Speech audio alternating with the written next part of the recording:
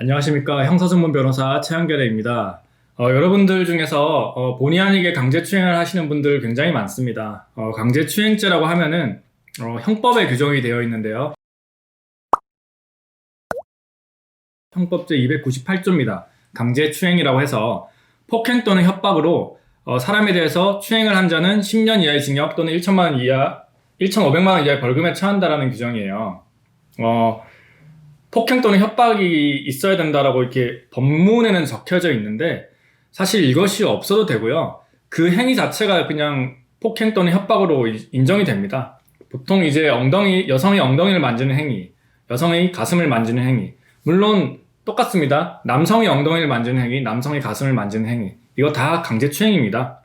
강제추행이기 때문에 그 자체가 폭행 또는 협박이 없다고 하더라도 강제추행죄가 성립을 하고요. 보통 뭐 허벅지 만진다든지 이거 다 강제추행입니다. 그래서 여러분들 술 마시면은 뭔가 정상적인 판단을 할 수가 없을 겁니다. 없기 때문에 술 마시고 옆에 여성이 없게 하는 것이 좋고요. 또 그 역으로도 마찬가지입니다. 남성이 없게 하는 것이 좋아요. 그리고 동성 간에도 분명히 강제추행이 있습니다. 있기 때문에 여러분들 많습니다. 강제추행죄. 제가 뭐 거의 한 달에 뭐 한 10건 이상 강제추행죄를 선임하고 있다고 해도 과언이 아닐 정도로 이런 식으로 많은 분들이 제가 실수했습니다, 술 먹고 실수했습니다 하고 오는 분들이 많은데, 제가 지금 오늘 가지고 온 사건은, 지금 말씀드린 사건은 피해자와의 합의가 얼마나 중요한지를 말씀드리고 싶고요. 그리고 변호인을 선임하는 것이 얼마나 필요한지를 말씀드리고 싶은 사건입니다. 강제추행을 하셨던 분이 계세요. 1심에서 징역 6월에 집행유예 2년, 80시간의 사회봉사, 40시간의 성폭력 치료 강의 수강, 이렇게 명했습니다. 그리고 3년간 취업 제한도 명했고요. 그래가지고 이게 굉장히 뭐 별거 아니잖아, 2년간 이형의 집행을 유예한다는 것이 별게 아니잖아라고 생각하실 분도 계시겠지만 아닙니다. 2년 상당히 뭐 짧으면 짧을 수 있겠지만 굉장히 깁니다. 보통 이제 뭐 재벌가의 자식들은 2년 동안 외국에 갔다가 오죠. 그러면 이제 집행유예가 도과돼서 징역 6월에 신형이 이제 없어집니다. 근데 우리나라에 있는 사람들은 뭔가 일을 하기 때문에 어떻게 엮이다 보면은 그 2년, 확정된 이후부터 2년 동안 뭔가를 범죄를 저지르는 경우가 종종 있어요. 음주운전도 있고, 사소한 폭행도 있고, 협박도 있고. 그렇기 때문에 무조건 집행유예를 받는 것이 좋은 것은 아닙니다. 그래서 이분이 왜 1심에서 이렇게 변호인을 선임을 안 하고 그랬냐고 했더니만, 그냥 이 정도 그냥 그 술집 알바 엉덩이 한번 툭 만진 거 그냥 벌금 나오는 거 아니냐. 그냥 벌금 이거 내고 말지, 그냥 내가 왜 굳이 그 변호사를 선임해야 되는지 모르겠다, 이런 식으로 생각을 하셨다고 해요. 근데 아닙니다. 절대 그렇지 않습니다. 그냥 진짜 엉덩이 한번 툭 치는 거, 지나가는 그 여성의 엉덩이 이렇게 툭 치는 것만 해도 징역이 나오는 거 다 아시지 않습니까? 곰탕집 사건 아시죠? 그런 것처럼 이분은 어떻게 보면 운이 되게 좋았습니다. 운이 좋아가지고 집행유예를 2년을 받은 거고, 그리고 피해자와의 합의를 전혀 진행하지 못했습니다. 변호사를 왜 써야 되냐면은, 그러니까 왜 변호인을 선임을 해야 되냐면은, 직접적인 당사자가 나서가지고 뭔가를 합의를 하겠다라고 그러면은 다들 감정의 골이 굉장히 깊기 때문에 합의를 안 해줍니다. 그리고 보면은 이제 우리 어릴 때 보면은 뭐 저는 그런 경험이 없지만 주위에 친구들 보면은 친구들끼리 싸우고 난 다음에 친구들 부모님께서 가가지고 뭐 무릎을 꿇고 인사하고 막 이런 것들 한번 봤을 거예요. 그런 거 보면은, 왜냐하면은 그 직접적인 가해자가 가가지고 암만 무릎을 꿇어도 다들 인정을 안 해줍니다. 대신에 부모님이 가가지고 정말 진정어리 사과를 하고 무릎을 꿇으면은 좀 화가 풀려가지고 합의를 해주고 선처를 바란다는 탄원서도 내주고 이런 게 종종 있거든요. 변호인이 그런 역할을 하는 사람입니다.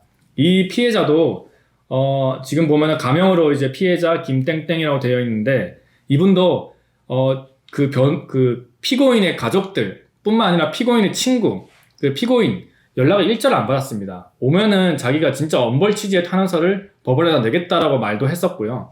그래서 이분과의 합의가 전혀 이루어질 수가 없었습니다.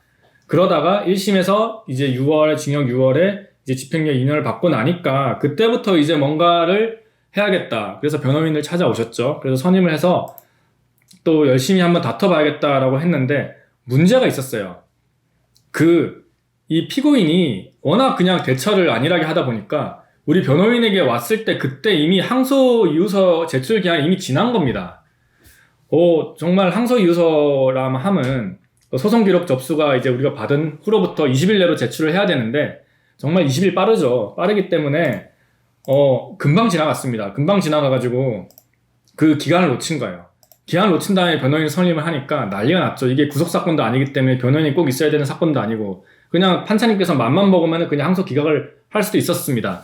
근데 저희가 정말 재판장님께 읍소를 했습니다. 우리 피고인이 무지하고 어리석어가지고 이렇게 항소이유서 제출 기한을 늦었습니다부터 시작을 해서 재판부가 좀 항소 기각을 시키지 말고 항소심을 판단해달라고 일단은 먼저 만들어놨고요. 그 다음을 한 게 피해자와의 합의였습니다. 피해자와의 합의는 그렇게 크진 않았습니다. 크지 않았고 근데 변호인이 가서 연락을 하니까 직접 나와주셨고 저랑 얘기를 많이 했습니다. 얘기를 많이 해서 제가 굉장히 어떻게 보면 젠틀하게 사진도 찍고 가고 그 다음에 사진도 얼굴도 다 가리고 그 다음에 인적사항 다 가리고 이런 식으로 최소한의 장치를 한 다음에 합의서를 써가지고 제출을 했죠. 재판부에 제출을 하니까 재판부가 1심의 징역 6개월 집행유예 2년 80시간의 사회봉사 이런 것들을 다 없애고 벌금 500만 원에 처한다라고 했습니다. 벌금 500만 원에 처하고 그리고 성범죄자다 보니까 성폭력 치료 프로그램 이수를 명한다라는 거는 40시간 어쩔 수 없이 넣었고요.